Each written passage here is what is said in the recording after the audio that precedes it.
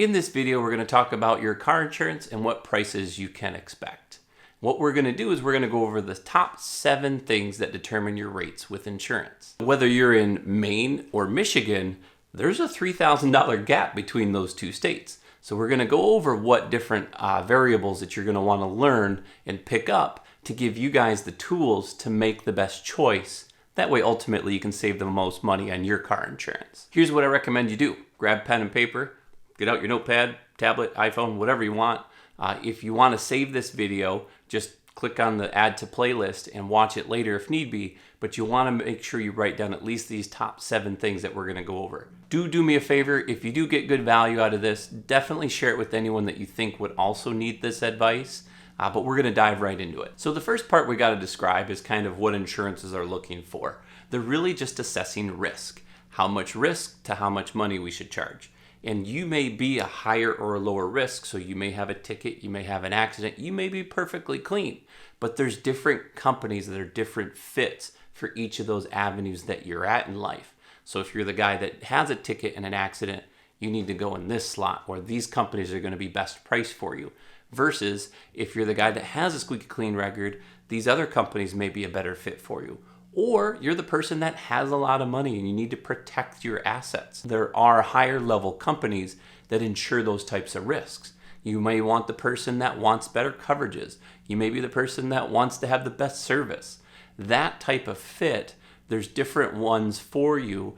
And that's one of the reasons why these multi-agents, or they're called independent agents, are starting to spring up everywhere. It's one of the reasons they're more popular is because it's not just Geico. It's not just State Farm anymore. In today's age, it's one guy can quote 10, 15, or like the company I work for, 17 different companies at once. It's the kayak of insurance. You plug it in once, they determine your risk, and then up pops all these company options for you, and they help you determine which one's going to give you the best deal. Now that agent's job is to kind of sift through that because sure, it may save you $10 more to go with this company A, but you're going to lose all these extra coverages that company B might offer. So it's their job to kind of say, hey, here's your 2 options. If you're just looking for bottom dollar, company A is perfect.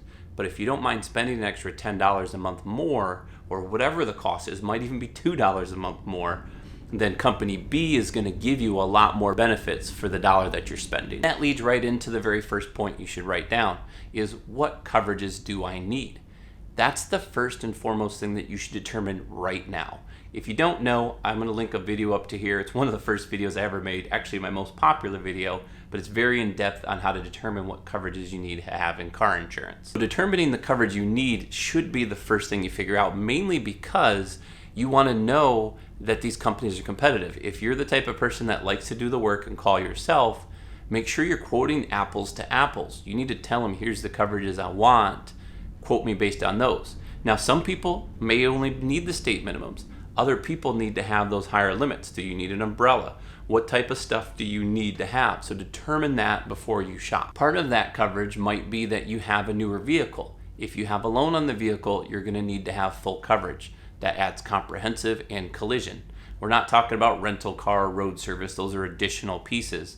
But when you have a loan, they require that the vehicle itself is covered. That coverage can cost you twice as much. So you may have a $60 a month price, but because you have full coverage, now you're paying $120, $150. It really just depends on that vehicle and what type of coverages you need. If you're new to insurance and you're just starting to drive, this is one of the reasons I say buy a cheaper vehicle.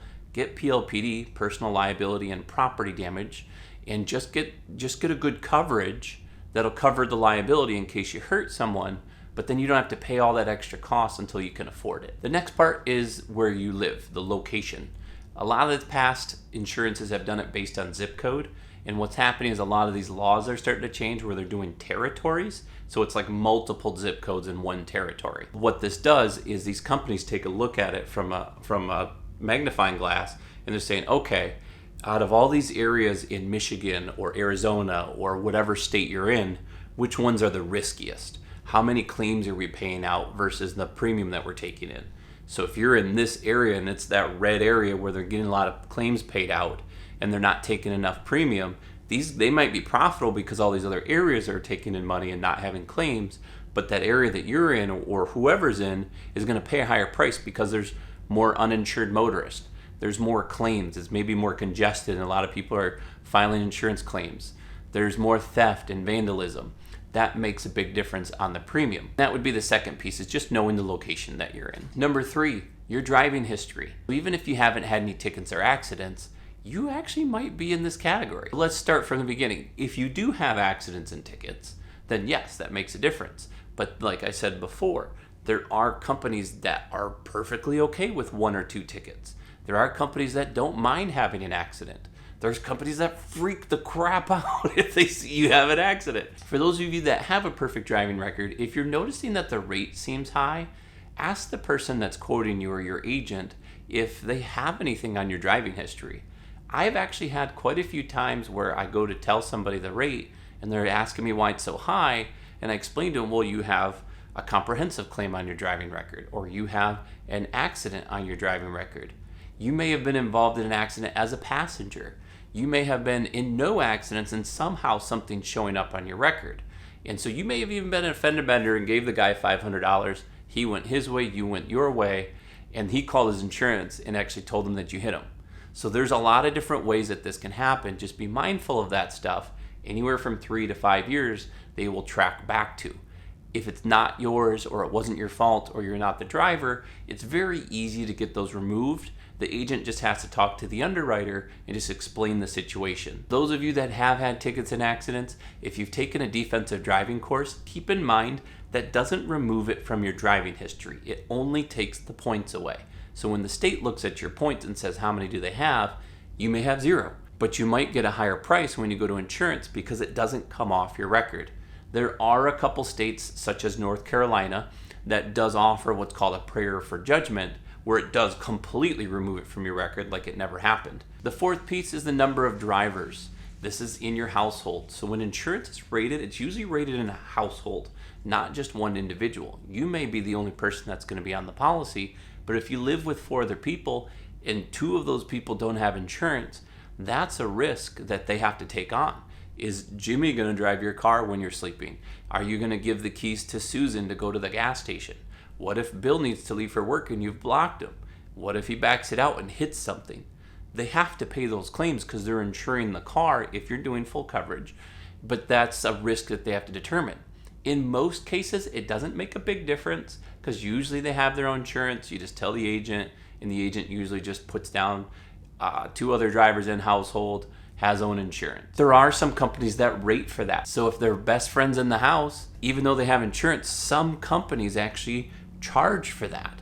You can't exclude them, so that's an option. You're going to say they'll never drive my car, and they'll just sign a piece of paper saying Jimmy's never going to drive my car. If he does and he gets in an accident, they're just not going to cover it. That's the fourth piece. Just be mindful of how many people are in the house and whether the insurance company even cares. Piece number 5, your age. It plays a big factor. We're not going to go too in depth with it because you can't control it. You're however old you are today. There's 4 age groups to know, so it's 15 to 25.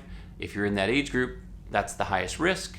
There's 25 to 50, which is the second best risk. There's 50 to 75, and that's the best, the sweet spot. They call them confident planners. If you have a home, auto, want full coverage, and you're 50 to 65, 75, and then there's 75 and above where it starts to go back to a higher risk. The most important piece of this whole thing is tip number 6, and that's the agent that you work with.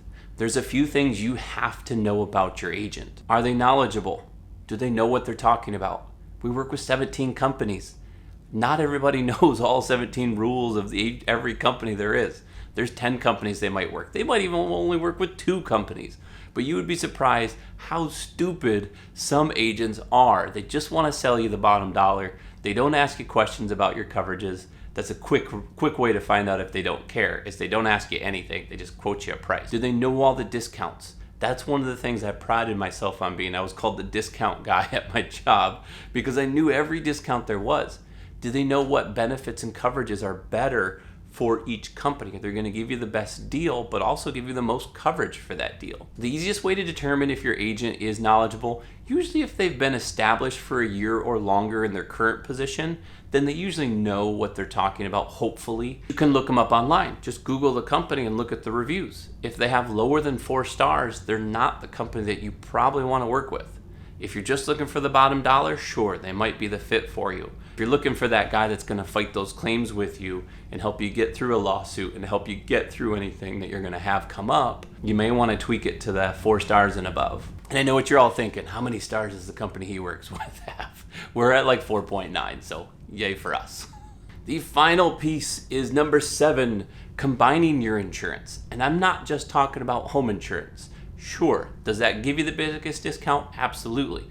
But there are companies out there, if you have a motorcycle and a car, they're going to give you a deal. If you have renters and auto, they're going to give you a deal. If you have home, auto, umbrella, motorcycle, RV, all of that stuff, they're going to give you more of a deal. And the reason they do this is because of a couple things. One, their retention on anyone that has home, auto, umbrella is like 30% longer. So they know you're going to stay with them longer. They're going to give you a better price because of that. 2, they just want your business. If you have other things you can insure and you can get it with the same company, absolutely, it's 100% easier. One of the biggest tips or secrets in insurance that hopefully a lot of people know is when you combine auto and renter's insurance, you would be surprised. I would say 30 to 40% of the time, it's cheaper than if you just did auto insurance. It's crazy. I know it doesn't make any sense, but it's usually a 15 to 20% discount when you do home or auto or renters and auto. It doesn't matter. They're giving you that liability coverage, which actually lowers your auto insurance. It's just a better fit. So if you're getting quoted $150 a month on car insurance, think about 20% off times 150. That's right around $30 a month of a discount. And you're not going to likely pay more than $20 a month for the renter's insurance. So you're going to pay $20 to get $30 back. So ultimately, they're paying you $10 a month more to have more coverage. It's crazy. Try it if you're dealing with anybody. If you have an agent, call them up and ask them how much it would be if you added renters and how much of a discount it would make on your auto. Something fun I thought you guys would like is actually in the description below, I'm going to put the top 5 states and the lowest 5 states for car insurance. Check it out and let me know if your state's in there. If you guys are interested, I will put a link in the description below. So if you do want to get a quote with multiple companies, go ahead and fill that out. Definitely share this with anyone that you think that would get good advice from this. If you liked it, thumbs up. If you didn't, just like it anyways. And I will see you guys in the next one.